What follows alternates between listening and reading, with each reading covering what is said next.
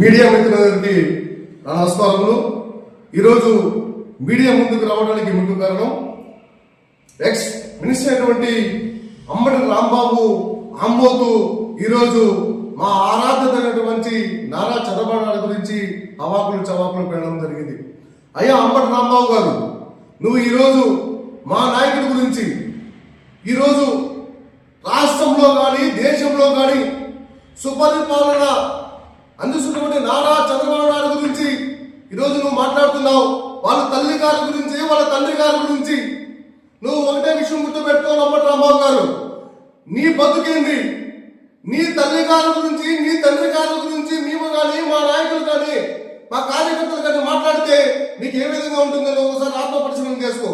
నువ్వు ఈ రోజు మాట్లాడుతున్నావు మా బాబు గారి గురించి. నిన్ను కూడా నీ యాలి, నీ అమ్మ, నీ పిల్ల, నీ అక్క, నీ అమ్మని మేము అడగలం.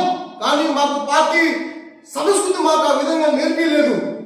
ఎంతసేపు పార్టీకి లాయల్గా పార్టీ కార్యకర్తలు ఎక్కడున్నారో అక్కడే మా నాయకులు గారు మాకు ఆ రోజు ఆ శిక్షణ ఇవ్వడం మేము అదే మీద మాటలు నడుస్తున్నాం. ఈ రోజు నువ్వు మాట్లాడుతున్నావే అంబటి రాంబాబు, మీ జగన్మోహన్ రెడ్డి పులివెందుల ఎమ్మెల్యేగా మీరు పరిమితం అయ్యారయ్యా. నువ్వు ఈ రోజు మాట్లాడుతూ మా నాయకులు అవాకులు చవాకులు పిలుస్తున్నావు. నేను ఈ రోజు సూటిగా ప్రశ్నిస్తున్నావు అంబటి రాంబాబు గారిని. మా ముఖ్యమంత్రి నారా చంద్రబాబు నాయుడు గారిని, కూటమి ప్రభుత్వాన్ని నువ్వు ఈరోజు అనడం మంచి పద్ధతి కాదు.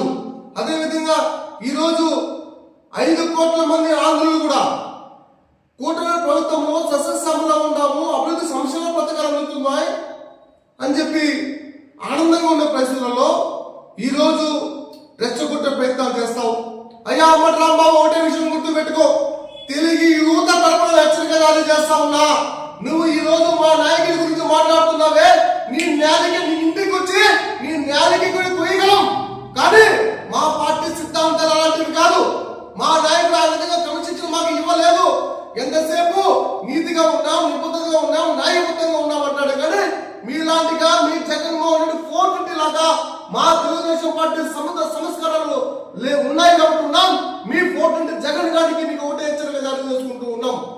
మా నాయకుల గురించి హవాకులు చవాకులు పేర్చి ఆత్మాభిమానాన్ని దెబ్బకొట్టే అదే విధంగా మీరు మాట్లాడితే చెప్పుతో కొట్టి కొడగా నీ ఇంటికి వచ్చి కొడతామని చెప్పి కూడా తెలుగు యువత తరఫున డిమాండ్ చేసుకుంటూ మీరు ఈరోజు తిరుమతి వెంకటేశ్వర స్వామి కల్తీ నెయ్యి కేసులో అడ్డంగా దొరికిపోయిన దొంగలు రా మీరు, మీ వైకాపా ప్రభుత్వం అని చెప్పి కూడా నేను తెలియజేసుకుంటూ అవి బయటపడి ఎక్కడ బయటపడి మేము ఎక్కడ జైలుకు పోతామో, మా నాయకుడు ఎక్కడ జైలుకు పోతాడనే ఇదితో మీరు ఇది చేసుకుంటే పోయి ఈ రోజు మా నాయకుల మీద పోయి నిందలేస్తున్నావు.